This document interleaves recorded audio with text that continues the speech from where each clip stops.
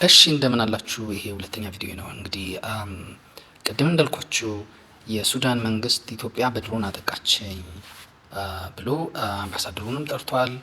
በኢትዮጵያም ላይ ዛቻ ሰንዝሯል። እና ምን ይመስላችኋል ይሄ ነገር? እስቲ ብንናገር ማለት ነው። እኔ አሁን ሱዳን ማለት ከጥንት ጀምሮ ጥንት የላትም፣ ብዙም የቆየች ሀገር አይደለችም። ቢያንስ ይሄ ኢትዮጵያን ለመከፋፈል ከአልበሽር ጊዜ ጀምሮ ብልንል ይሻላል።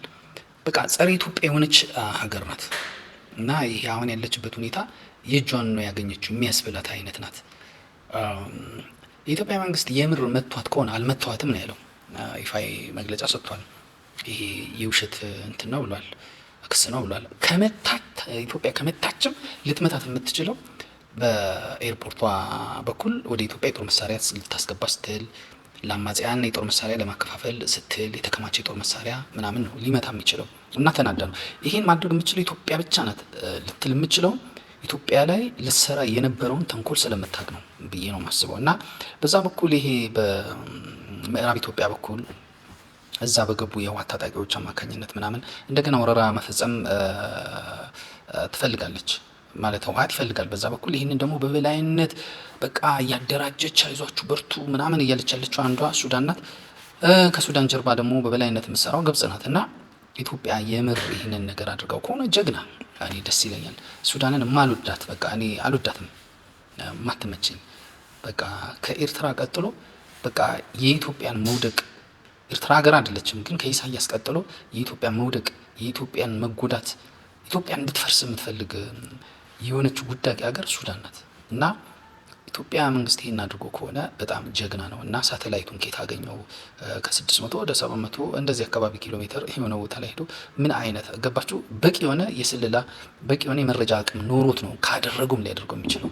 እና ጥሩ ነው ይሄ፣ ለሌሎች መማሪያ ይሆናል።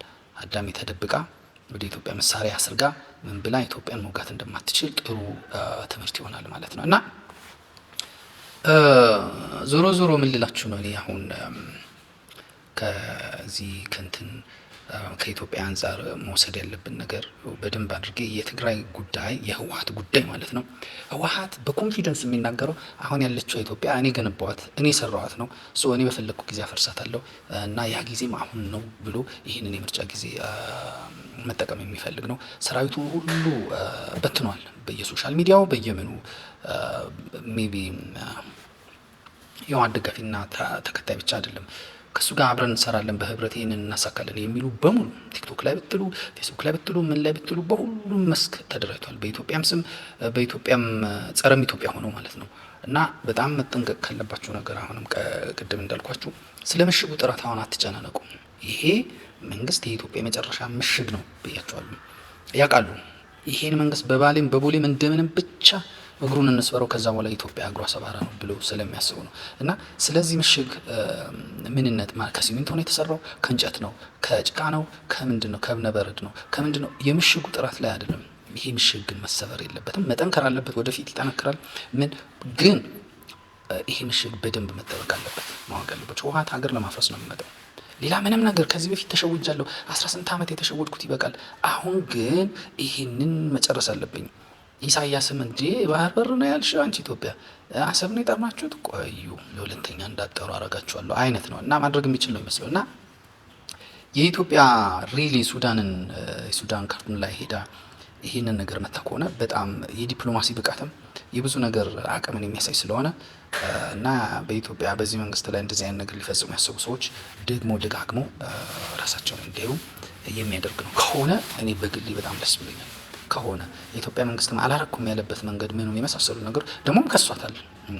በቃ ወደ ኢትዮጵያ ምን እንደምታረግ ለእነ ህወሓት ምናምን እንደምትደግፍ እና የተለያዩ መሳሪያዎችን እያስገባች ብጥብጥ ለማስነሳት ፍላጎት እንዳላት መንግስት ገልጿል። እና ጥሩ ነው። ሌላ ምን መሰላችሁ ልነግራችሁ መፈልገው፣ ይቅርታ አድርጉልኝና እኔ በግልጽ ነው የምናገረው። ላይ እንዳልኳችሁ ላይ እንትን ፕሮፋይል ላይ እንዳለ በግልጽ ኦፕን ዲስከሽን ነው፣ ፍሪ ዲስከሽን ነው፣ ሪዝነብል ዲስከሽን ነው የሚለውም እና ቲዮሎጂ ይሁን አይዲዮሎጂ እዛ ላይ ባለው አግባብ ነው የምነግራችሁ ማናችሁንም። እና አሁን ልናገር የምፈልገው በኢትዮጵያ ጉዳይ አንድ ማነሳው እንግዲህ የኢትዮጵያ የናሬቲቭ ሀገር ናት። ትርክቱም ቋፍ የሌለው በቃ ይሄ ኢንቴሌክቹዋል ግሩፕ የሚባሉት ያልተቆጣጠሩት የተለያየ አይዲዮሎጂ የሚከተሉ የተለያየ ፖለቲካ መስመር የሚከተሉ ሁሉ የራሳቸው አይዲዮሎጂ አላቸው። የተለያየ ቲዮሎጂ የሚከተሉ ሁሉ የራሳቸው አይዲዮሎጂ አላቸው። እና የኢትዮጵያ ትርክት የሚባል ነገር ነፃ በሆነው ኒውትራል በሆነው ይሄ ኢንቴሌክቹዋል ግሩፕ በሚባለው እንዲህ ነው የሚባል የራሱ የሆነ ሼልፍ የለውም እስካሁን በኢትዮጵያ ማለት ነው። እና ሁሉም ብሶት ነው ሁሉም እዚህ ተጎዳው ነው የሚለው እና ለዚህ ጥሩ መነሻ የምለው በቅርቡ ኡስታዝ ያሲን ኑሩ ነው። በጣም ጎበዝ ሰው ነው፣ ያደንቋለሁ እሱ ሰው ማለት ነው። ልክ ኢራን ላይ አሊ ላርጃኒን አደንቃለሁ እንዳልኳቸው፣ እሱ ደግሞ እዚህ በጣም ከማደንቃቸው ጎበዝ እና አንደበት ርቱ ከሚባሉ ሰዎች መካከል አንዱ ነው። አሊ ላርጃኒ እንዳልኳቸው እሱ ፊሎሶፈር ነው፣ የሚገርም ሰው ነው እና ብዙ ጊዜ ከሚናገራቸው ንግግሮች እንዳያመልጡኝ እና ሁሌም ልሰማቸው ከምፈልጋቸው ሰዎች አንዱ ነው። በቀደም ካለው ነገር ጋር ግን በብዙ አልስማማም ሚንስ ኢትዮጵያ ውስጥ የተለያዩ ሼልፎች ፕሉራሊዝም የሚባለው ነገር ዳይቨርሲቲ የሚባለው ነገር መኖር እንዳለበት አምናለሁ እና የክርስቲያኖች ትርክት አንድ ሼልፍ መኖር እንዳለበት አምናለሁ። የክርስቲያኖች ትርክት ላይ ሙስሊሞች ለምን በፖዚቲቭ አልተጻፍንም፣ ለምን እንደዚህኛ በምንፈልገው መልክ አልተጻፍንም ማለት አይጠበቅባቸውም። ምክንያቱም የክርስቲያኖች ትርክት ነው። ሙስሊሞች የራሳቸው ትርክት የራሳቸው ሼልፍ ሊኖራቸው ይገባል። በዛ ላይ ክርስቲያኖች ሙስሊሞች ለምን እንዲህ ብለው አልጻፉንም፣ ለምን እንዲህ ብለው አልገለጹንም ማለት የለባቸውም። ያ የሙስሊሞች ትርክት ነው። እነዚህ ሁለቱም ትርክቶች ኢትዮጵያ ውስጥ መኖር አለባቸው። አንባቢዎች፣ ለህዝብ ለአጠቃላይ ለፐብሊኩ ከተለቀቀ ሁሉም ምርጥ ያነባል። ነገር ግን በሁለቱ መካከል ደግሞ ኒውትራል የሆነ ኢንቴሌክቹዋል፣ ሁለቱም ላይ ኢንቴሌክቹዋሎች አሉ፣ ግን ኒውትራል የሆኑ ልክ አንድ ሲደመር አንድ እኩል ይሆናል ሁለት ብለን እንደምንቀበለው አንድ ሲደመር አንድ የክርስቲያን አይደለም የሙስሊም አይደለም የትኛውም ሃይማኖት አይደለም ሁሉም የሚቀበለው ነው። እንድንቀበለው ያደረገን የተሰራበት መንገድ ነው።